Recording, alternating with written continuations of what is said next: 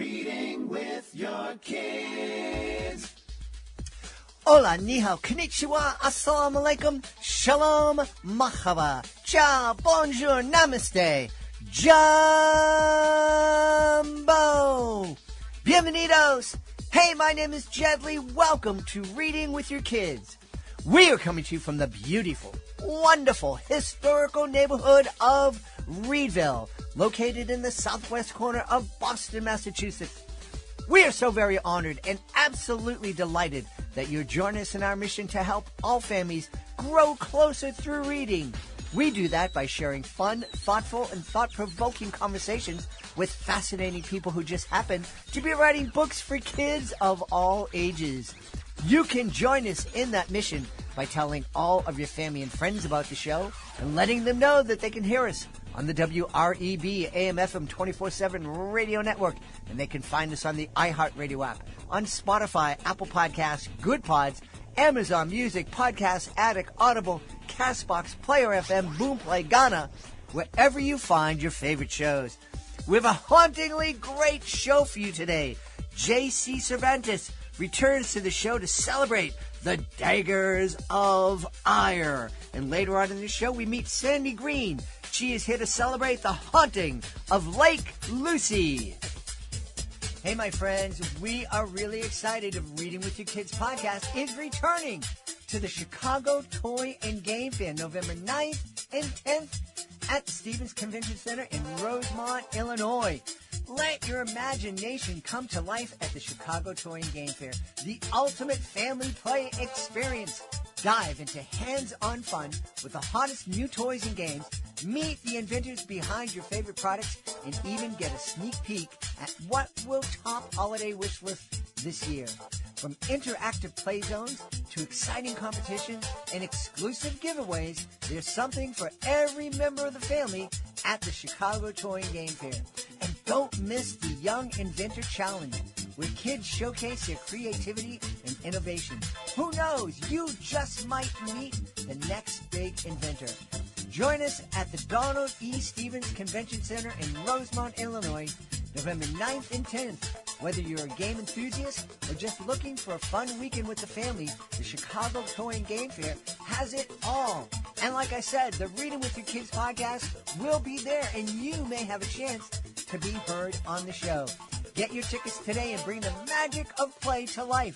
Visit shytag.com for details, and be sure to use the discount code READ, R-E-A-D, at checkout to save on tickets. Hey, my friend, Jedley here. We all know that for kids to develop a lifelong passion for reading, they need to get engaged with books that spark their imaginations and interests. Wouldn't it be great if they also get interested in history and geography at the same time? That's where the great fantasy book series that kids simply can't put down, The Adventures of Jimmy and Andrew, come in.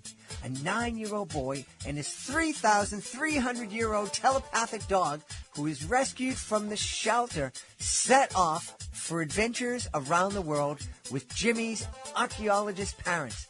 The first book in the series, American Stonehenge, has more than 300 positive reviews.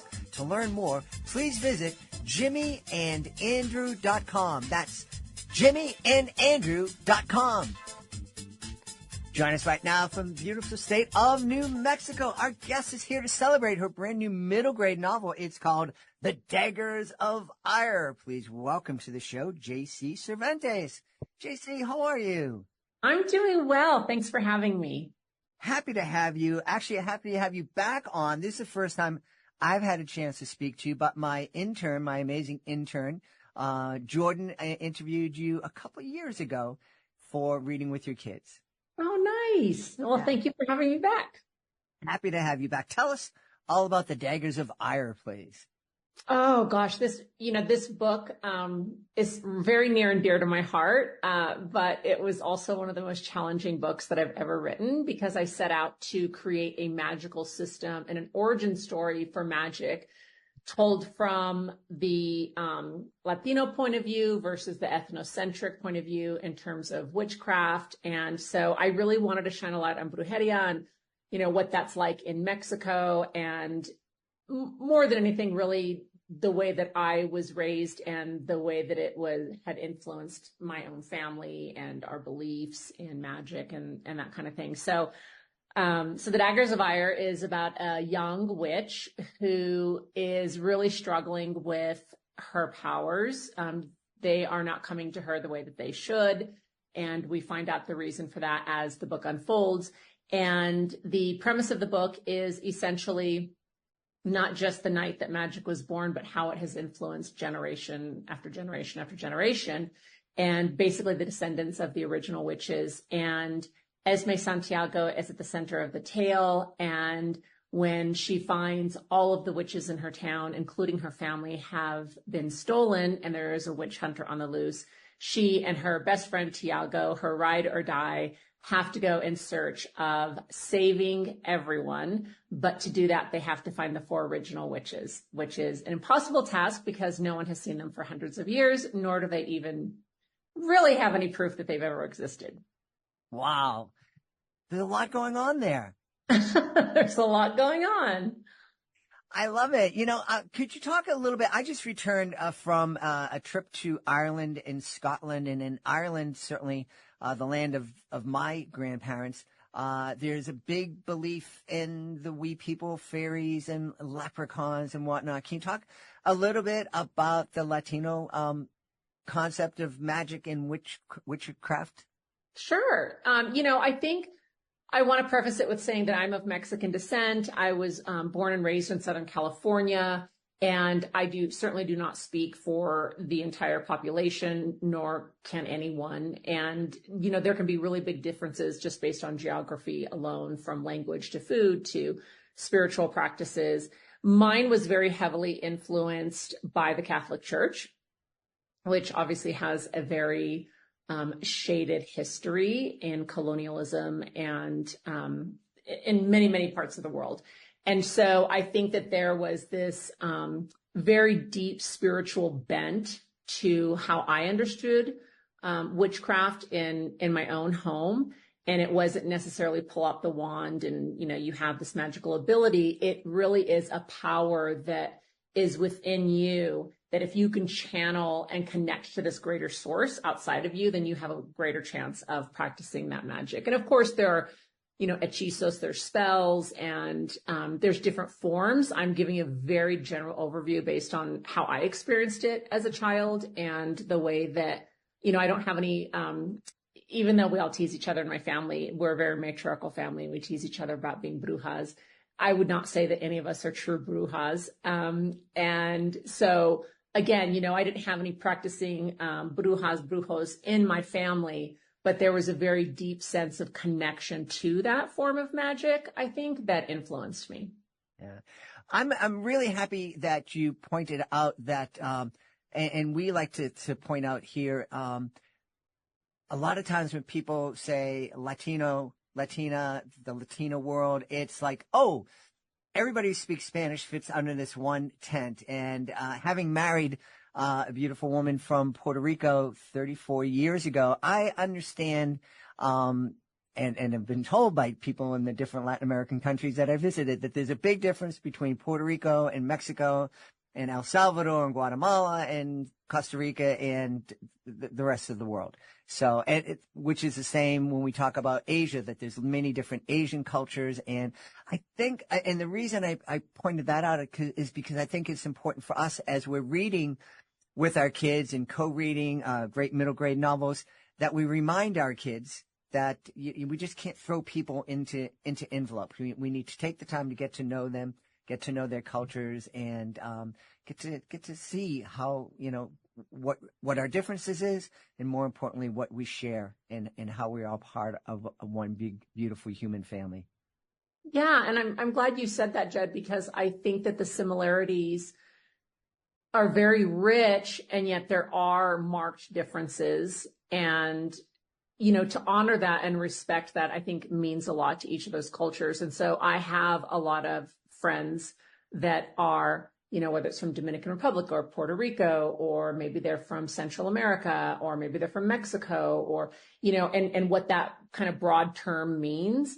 But you certainly cannot generalize to the population. You can't even generalize to the Mexican population, right? Yeah. Yeah. One of my first memories of really kind of getting dope slapped by that realization was I was speaking to the consulate of Mexico. I had just returned from performing in Puerto Rico, and I wanted to set up a performing tour in Mexico, and we were having breakfast, and he said, Jed, if you come to Mexico, you must perform in Spanish. And I said, no problem. I just performed in Puerto Rico. And he just shook his head, and he goes, they don't speak Spanish in Puerto Rico. What were you performing? I've done educational magic shows for 35 years. Oh my gosh, I love that. Yes. Yes. So magic, that connection. And magic is something that fascinates both, the stage magic that I perform and also the magic that you're talking about and that you grew up with.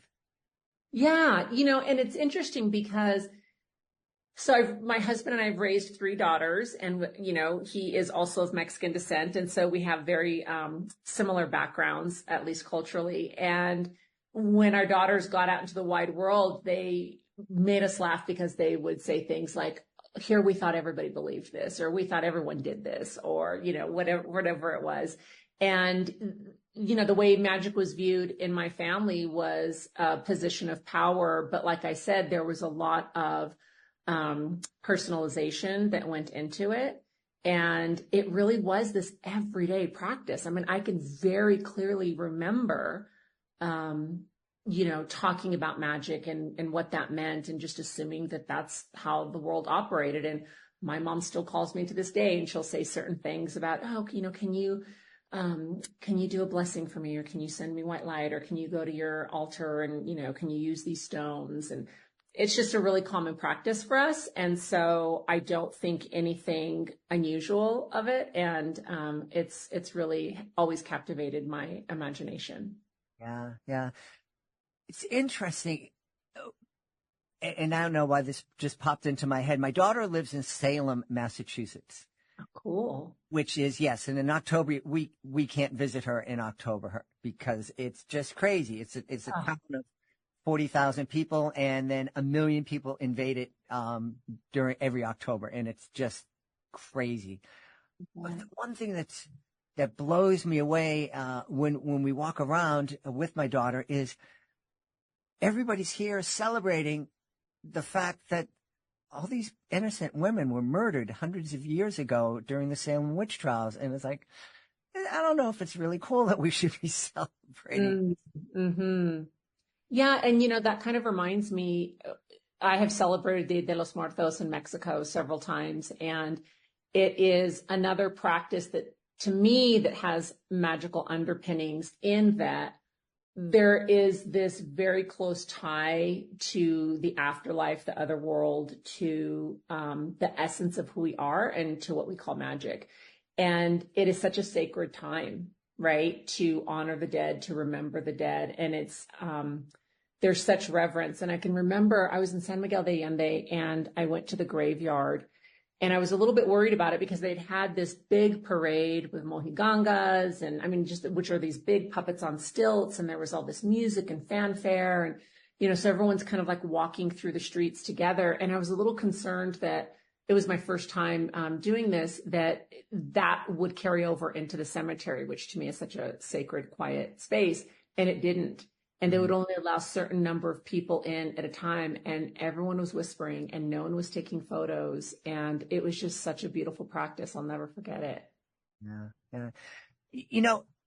I love that a book like The Daggers of Ire could spark so many different conversations within a family. And I think just as you were talking about, this is something that you grew up with. These are your customs.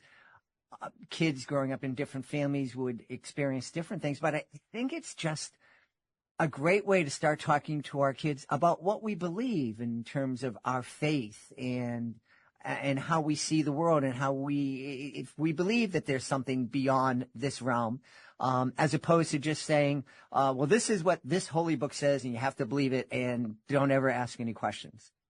Yeah. And I mean, it's about critical thinking, right? I mean, even though I raised my kids a certain way politically, religiously, spiritually, culturally, I always said to them, you will go out on your own and you will do your own research and you will make your own determinations for your life. This is just what your dad and I believe, but that doesn't mean we don't question. That doesn't mean we don't think critically. That doesn't mean we don't say, that doesn't really work for my life right now. You know, something that could have worked for you 10 years ago, all of a sudden it just isn't filling that hole anymore, which I think is in every human being on this planet. I mean, it's no easy thing to be a human on earth these days. And so I love that you said that, because I think that there are those people who get very dogmatic about things and they're very, you know, it's this way, one way, the only way, and we have to teach the whole world to be that way. And it feels very closed-minded for sure.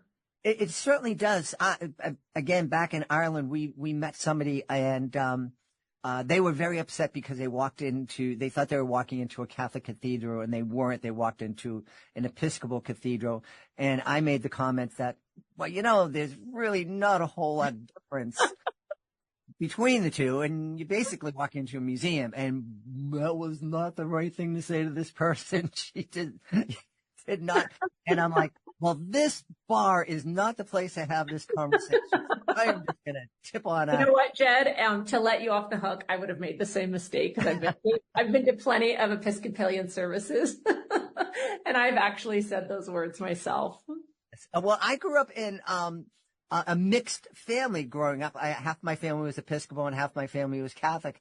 And it was kind of scandalous back almost 100 years ago. But again, it was like, I don't see, I know that there are differences, but it's really not a whole lot.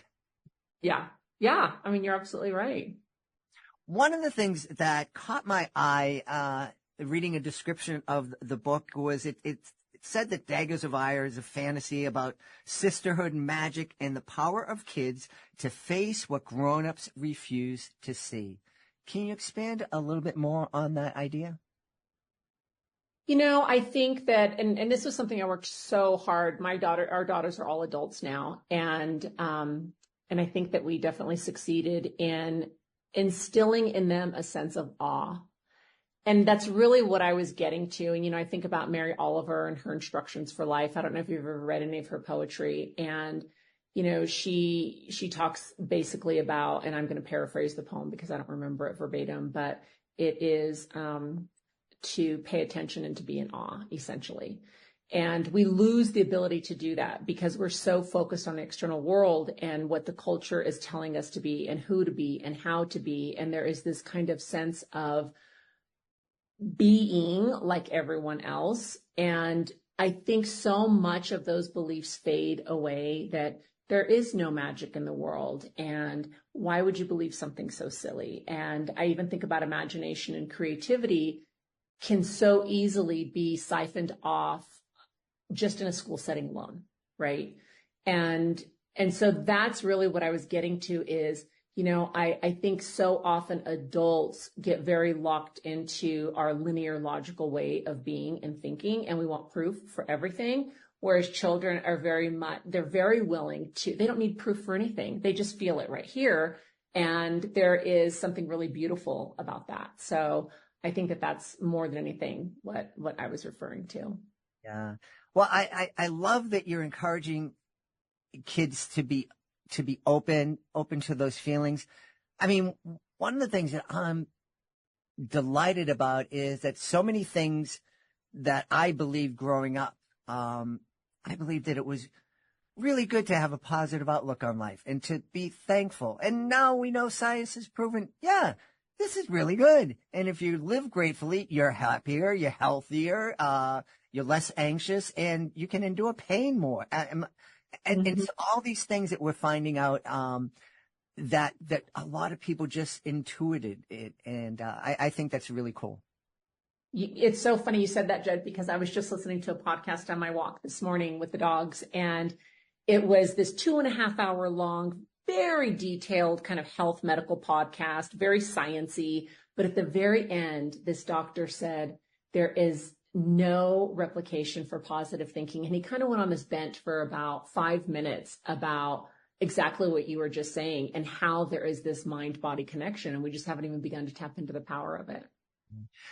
You know, as you're talking about that, I'm thinking probably a lot of our beliefs about magic and what it can do stem from that, like I'm putting this spell or I'm giving you this blessing and this positive feeling, and it's making me feel good about you, and it's making you feel good about you, and it's turning on all that positive thinking. And, I'm just kind of going off the rails here, but I think that there's something to it. Oh, I totally agree with you. I think that that's absolutely accurate from my standpoint. And, I very much believe in energy work and that we all vibrate at different frequencies. Maybe one day we have a very low frequency. I mean, even Einstein talked about that, right? And even just because and I love that you said that, because it reminds me that, we know from a physics standpoint and a science standpoint, we can't see every wavelength in front of us. We can't see every frequency. We can't hear them, but they're there. But that doesn't mean that they don't exist just because our human eye doesn't have the capacity to see them. So I think you're absolutely right. I think that is a form of, how we're kind of loosely defining magic and the way it operates in our world. Yeah. What is it about the middle grade audience that you love writing for? It goes back to what you were saying. I think that when you asked me, what was meant by, for kids to see what adults refuse to see, there is this time in a child's life, and I think about how formative it was for me, that they really are, they're kind of like standing at this precipice, and they're willing to jump, and it's okay with whatever happens, and they're willing to take those risks, and they're willing to believe, and it's right before the world gets a hold of them. And so I think that that's why I really love writing for kids, because I do write across age categories, but I don't think I'll ever stop writing for children, even though I think it's the hardest age group to write for, just because there's so much possibility and there's so much creativity and imagination, and kids will go along for the ride, if you hook them just right. I'm really fascinated at different authors' creative process. You were talking about, creating this magical world and the physics of magic and everything. How do you because when I'm reading these books, I have a hard time keeping it straight in my head.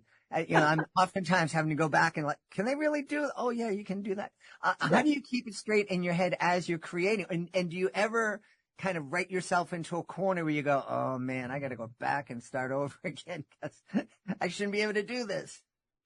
All the time, Jet. It's so funny because early in my career, I would get frustrated with myself, and I'd be reading a book and I would think it was just absolutely brilliant. And then I had to remember that is a finished product that has been touched by so many hands and hearts in the publishing industry if it's gone through that traditional press. And, that authors have the opportunity to revise, developmentally and at the sentence level. And so I absolutely write myself into a corner, even when I do a loose outline of the book. And it's usually because I'm pushing boundaries and I want to see where it can go. And I'm okay if I write myself into a corner. I used to be uncomfortable with it, and now I'm okay, because it's when I get there that I really can't write anymore, and I have to put the pen and paper away or the computer away. And there's always this moment of panic of, oh gosh, what if I can't get myself out? But I know from the past that I will get myself out and the story will be better. Sometimes it takes 2 or 3 days, and then boom, like lightning, it comes to me. How cool is that feeling? Because I know when I'm on stage, and my daughter is always amazed because she's used to tour with me when she was a teenager, and I would just improvise. And there are moments when everything is working right and the stuff is coming through, and people ask me, "Hey, where did that idea come from?" I'm like, I don't know, just kind of got there. Is that the same feeling for you when it's like all of a sudden here it is? Yeah. And again, I mean, for me, it's such an alchemical process. It's a spiritual process. It's a magical process. I remember a family member was over one time, and she was in my studio, and there were a few books with my name on them. And she said, "What does that feel like?" And I meant this from my entire heart. I said, my ego is not attached. I just don't feel like I wrote those books. I really don't. I know I did the work. Mm-hmm. I mean, that's evident. But drafting a novel comes from some other place that I wish I could tell you where it comes from, it is a source. Have you read Big Magic by Elizabeth Gilbert? Haven't. You should, if you're still doing performances and shows, you should check it out because she talks about how there's all this energy that's always floating around us, you know, and that all of us have the capacity to be creative and to live a creative life. And we can say yes or no to those ideas, but the ideas, they want to be born. And so if I say no, if a book idea comes to me and I'm like, no, the timing's not right, I'm not feeling it, that idea will go and it will manifest somewhere else. But what you're talking about, it's so funny. I think they were interviewing Bob Dylan or some great rock and roll musician. And the host asked him that exact same question, you know, where did that song come from? And Bob Dylan goes, beats me. No idea. And people who aren't in that space, a lot, to them, it might sound a little bit strange, but every single artist I know, whether they're a painter, a sculptor, a performer, you know, a writer, they all say the exact same thing. So who knows? I mean, you know, maybe we'll never know, but it is very cool. Yeah. If there's a parent out there who has a kid who is talking about becoming a writer, or if you had a group of young people in front of you, what advice would you give to them to kind of say yes to those ideas when they come to you and actually get them on paper? You know, I love doing school visits. It's one of the things I do a lot of when I have a new middle grade novel coming out. And this question comes up a lot. And I will often tell students two things. The first one is let the fear in. There's going to be fear of judgment. There's going to be fear of, oh my God, what if nobody likes it? What if it's really bad? What if people laugh at me? Right. Or, you know, the idea could stink. Let the fear in. Know the fear is always going to be there. I've written 12 novels, I think. And there's never a time that I don't sit down at the computer and think, can I pull this off again? Can I do this? Can I stare at this blank page and create something out of nothing? So that's the first piece. And the second piece is there's no idea that's not a good idea. So we play a what if game. And I do it like right off of like the top of my head just to show them you don't have to think about it. So, you know, one of the examples I used recently, I was in an auditorium and I said, okay, see that clock on the wall? What if that clock just completely, you know, popped off the wall and monsters came out, and these monsters, what if they only liked adults and they wanted to eat the adults, you know, but they didn't like kids. And so all the kids are laughing. And I said, some people would think that was silly, but I don't know, maybe there's a cool story there. And I said, so I want all of you to look around the room right now and you give me a what if, and their ideas were brilliant. They were absolutely brilliant. And I think so often kids just need the permission to be themselves and to just let it out, whatever it is, without judgment. I love that. I really love that. And I guess as a parent, we could, you know, ask those same questions of our kids and not make judgments of them. Just like, wow, that's really interesting. Yeah. I love that. I love that. Tell me, what are you working, or are you able to tell me what you're working on next? Let's see. I just turned in the companion novel to Daggers of Ire, in which we will follow one of my favorite characters in the novel, Fetch, the magical fox, who has magical threads and is somewhat of a tailor. So he has his own novel. I have an adult book, a companion novel to The Enchanted Hacienda, and it's called The Anatomy of Magic, and that comes out in March, and it follows the main character from Enchanted Hacienda. It follows her sister. And then I have a secret project that I wish I could talk about, but when it has been in the makings for almost 2 years now, and I think it's going to get announced next year, but it is something that I'm actually drafting today at this moment. And I'm so excited for everyone to know about it. Well, you have an open invitation to come back here and announce it, no matter what it is, even if it's whatever. We'd love to have you back on. Thank you, Jed. Where should people go to find out more about the Daggers of Ire and find out more about you? They can go to my website, jccervantes.com, or author J. Cervantes on Instagram, anywhere books are sold, their independent bookstore, online, whatever, their library. that's where they can find me. Awesome. Awesome. And we really encourage listeners to go to those independent bookstores, go to the librarians, and I don't just ask for the Daggers of Ire by JC Cervantes. You heard JC talk about this. I want this book by JC and it's all sorts of magic in it and brujas and it's really cool. And by the way, it's called the Daggers of Ire, but you should get it in here and get the people excited about it.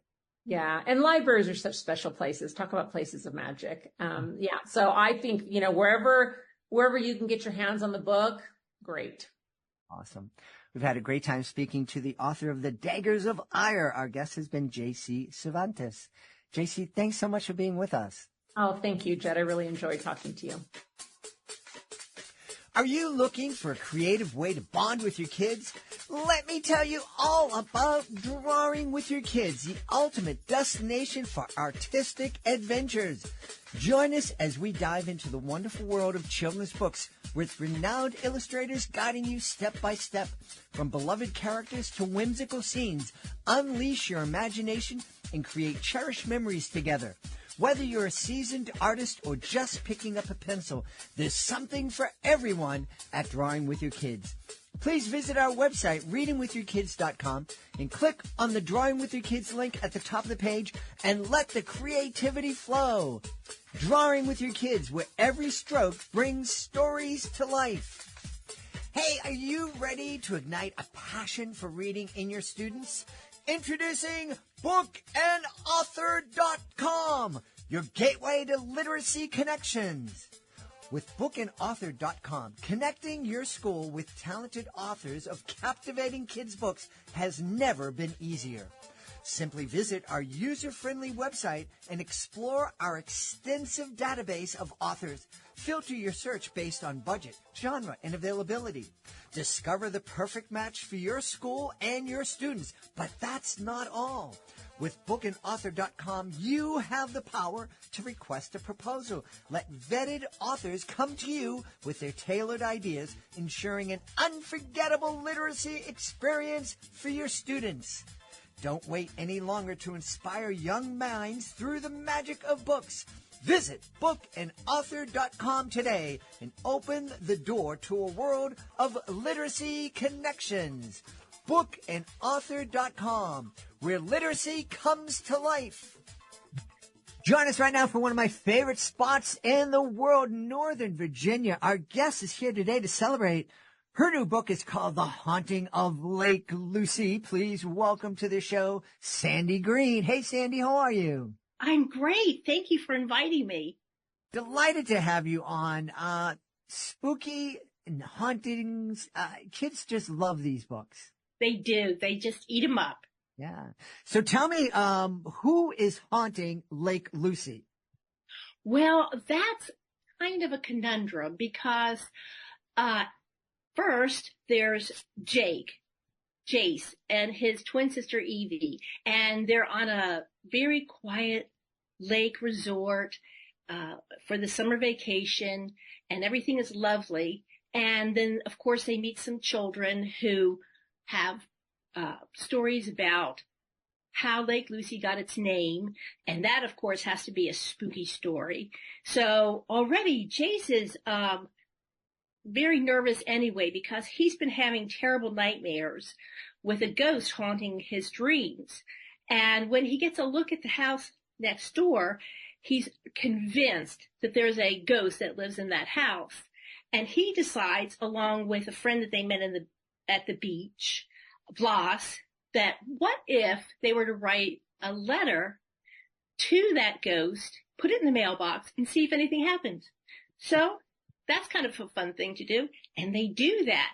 And they think, oh, what's going to happen? This isn't going to work. But guess what? A note is received and it's written on and responded to. And then the story takes off. Wow. And who would have thought that they would have gotten an answer from the ghost office? Well, I think Jace might have had a suspicion, and to have the suspicion confirmed also confirms the fact that, well, maybe the ghost in his dream is real. So they decide to explore the house, much to the chagrin of the parents who say, don't go over there. You are forbidden to go over there. You'll spend your whole vacation in your room. But they can't help it. And Jace is really scared about going over there. But his sister, Evie, is the opposite of him. And she will do just about anything. So he gets her to go over and leave additional notes in the mailbox and pick them up. But push comes to shove when he hears sounds from the house and he really wants to explore that. So he finally explores that sound. And I don't know how much I want to give away, but sometimes things aren't always what they seem. Absolutely. Well, you've certainly whetted our appetites. What was the inspiration for this book? Well, believe it or not, 20 years ago, my family and I, when my children were young, went on a lake vacation, and it was placid and very lovely. And it was a very nice setting. It was just what you would think a lake vacation would be like in the summertime. And then when we got home, my son had a little red metal mailbox that was a toy. And I thought, wouldn't it be funny if I wrote him a little note and put it in that mailbox? I wonder if he would read it and respond. And he did. And it was fun to go back and forth like that. And then somehow this idea came about, what if that happened at the lake house? What if somebody could put a note in a mailbox and the ghost really responds? And what would happen from there on? So it was a what if? And that's how I got the idea for the story. And when I first wrote it, it was in prose, and it wasn't nearly as, I don't want to say complicated, as it is now. But then I put it aside and I wrote other things. I wrote a YA, and I wrote another, an undersea adventure, a middle grade story. But then I came back to this because I thought I wanted to write something in verse, because verse was gaining popularity, and I had written a lot of poetry, and I was published in international and university journals. And I thought, well, I could try this. So I took that manuscript and I beefed it up a little bit, and I converted it from prose to verse. And as I was doing that and reading more about verse stories and realizing what a great gateway they are to reluctant readers. Anybody could read it, of course, because the story hopefully is compelling enough, but especially for reluctant readers who might be a little insecure about having to read all that black print. And this has a lot of white space on it. So I thought this is a really good introduction for those kinds of readers. And there are a lot of verse novels, but a lot of them are they don't have an adventure aspect to it. They're more of there's a problem, or there's some kind of emotion tied to it. And although there's emotion tied to this, which hopefully is a scared and terrified emotion, I thought, well, this might be a good vehicle for that. So that's why I wrote it in verse and sent it out into the world. Well, we've talked a lot about novels in verse here on the podcast, especially middle grade novels in verse, and that idea of white space on the page. My beautiful wife, we've talked about this on the podcast, taught kids, special needs kids in the Boston Public Schools for 34 years, and wow. We have lots and lots of books that come to the studio and to the home.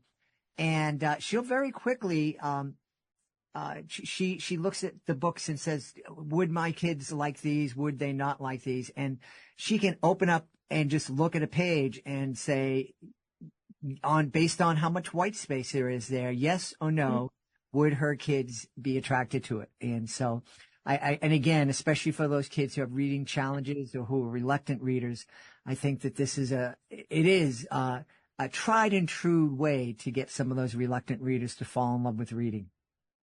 And I also think it's fun too, because I tried to use different types of poems, acrostic poems, erasure poems. And these are all types of poetry that children have studied in school and they're familiar with them.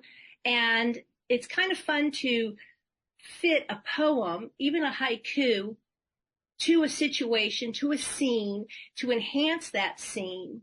And it's kind of fun, I think, for them to realize, wait, there's a clue in this poem because I used bolded letters throughout the poem. And if you read those letters, put them together and make a word, that's a clue to the story. And I thought, well, this is just too much fun to write. And hopefully it'll be just as much fun for children to read. I love that. What a great idea. Now, did you, when you wrote for the different styles, were you thinking, well, this chapter, this poem is going to tell this part of the story, so it needs to be a haiku? Was it that, or you were just saying, oh, well, it's time for a haiku? No, what I wanted it to flow naturally, so the reader wouldn't stop and say, all right, what is this now? I didn't want anybody to drop out of the story, so I wanted it to flow and to fit the mood and the theme of that scene, and because sometimes in the exciting parts where there's a bit of danger, and you don't really think in perfect grammatically correct sentences. If you're the character that's being chased by a ghost, you're going to be thinking in these snappy little sentences, little words here and there, and I think that enhances it.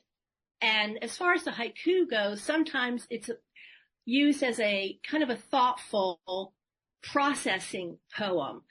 This just happened. Now let me take a step back and think about what just happened in just those few words, and hopefully process that a little bit and then move on. And sometimes used as a break because you can't be going from 0 to 60 miles an hour the entire book. That's quite exhausting for the reader. So to give them a little bit of a break and breathing room. Yeah. And I think that will help children continue to turn the page. Yeah. Well, I don't know about you, Sandy, but if I was being chased by a ghost, I think the only words that would be coming out of my head would be, ah! That's true. That's true. But I also had to explain what was happening. Mm-hmm. And I couldn't really take lots of flowery sentences explaining, that the lake was suddenly frozen and the poor character wasn't able to, breach the ice on top of the lake. So that too had to be in kind of choppy sentences and quick. And I think that worked. I really haven't gotten any reviews that have said, no, don't do that. Well, lakes are such they're really kind of neat things, lakes and ponds. I hike around a pond every morning here in the Great Blue Hills reservations outside of Boston. And there is that mystery to them, and you can if you're a kid, easily imagine that there are things that go bump in the night out in the woods and underneath the leaves. And because there really are things that could go bump in the night if you're out there by yourself. Well, the lake especially, because at first it looks so placid and lovely and glinting in the sun, but what's underneath that lovely facade? And that was part of when the children got together at the very beginning and said, oh, there's a story about how Lake Lucy got its name, and there was a woman who was in her rowboat on Halloween. Of course it had to be Halloween. And she's rowing her boat and no one ever saw her again. So they named it after her. And was that story right? Was part of it right? Well, you'll find out when you finish reading the story. Sandy, can I tell you a secret? Sure. No one else is going to hear it. No one else is. Okay. So before I started my career doing educational magic shows, I was working in human services. And one of the first jobs I had was at a detention center for juvenile offenders that was on a lake. It had been a summer camp, and they converted the summer camp into a detention center. And I was really surprised when I went down for my first interview because there were no fences, nothing to keep the kids who had been committed from leaving, except the location. The summer camp was on the shores of a pond called Bloody Pond. And there was, and it was like a lot of lakes and ponds in southeastern Massachusetts. There's a lot of copper, I guess it is, in water, a lot of minerals. So it really does have this brown, reddish color. Perfect. And so the stories were that, when the Native Americans lived there, there was some kind of murder, and there were ghosts in the pond and everything. And all those kids who have been rough and doing all sorts of bad things in the city, they wouldn't venture outside at night if their life depended on it. So that is perfect, and I might have to steal that. Go right ahead. Go right ahead. Call me because for I'm hoping this is a series, and I have the second one already finished, and I'm working on a third. But the fourth one is called The Beasts of Camp Blackwater, and it's going to be a camp along the shores of Blackwater River. So I love that idea of the water turning a color. I lived in New Jersey, and we would go to the shore, and then on the way back we'd stop at, I think it was called Lebanon State Park, and the water, we used to call it the Coca-Cola beach, because the water was the color of Coca-Cola, and the reason being the trees, and I forget what kind of trees they were, when the leaves fell into the water, it, again, that chemical reaction and caused the water to turn that Coca-Cola color. So but I like that idea of the copper and the real bloody color of it. So yeah. It's I'm sitting here now, and the statute of limitations has run out on us for telling those scary stories. But it's so much fun talking to our kids about things that are mysterious, and maybe playing with them a little bit and going, yeah, well, it's that color because, and play with them. Eventually tell them inspire them to get into STEM by telling them the real scientific reasons for these things happening. But I don't think it's bad to kind of play with them and have a little bit of fun with them off the bat. No, I don't. I think it kind of keeps them in line a little bit. And that might be the wrong kind of parenting. My kids turned out fine, but I agree. My kids did too. Did you always aspire to be a children's author?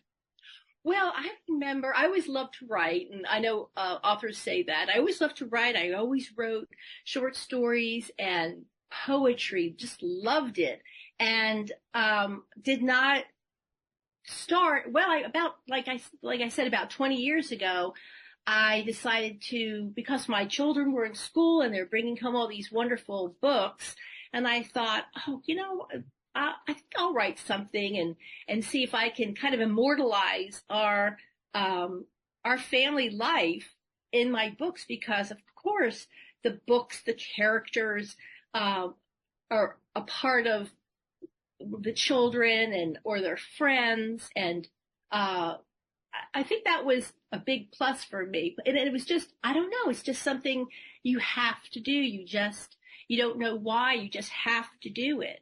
And I've just always written, and I've taken some, I had short stories and poems from when I was in high school and even earlier, and I had kept them, and I was looking at them, looking over them, and it just, made me feel like, well, I'm just continuing what I've always loved to do, which is a great thing. And it's also good to see how you've changed and grown. And, I guess it's sort of like a diary. I never kept a diary, but this is sort of like a diary.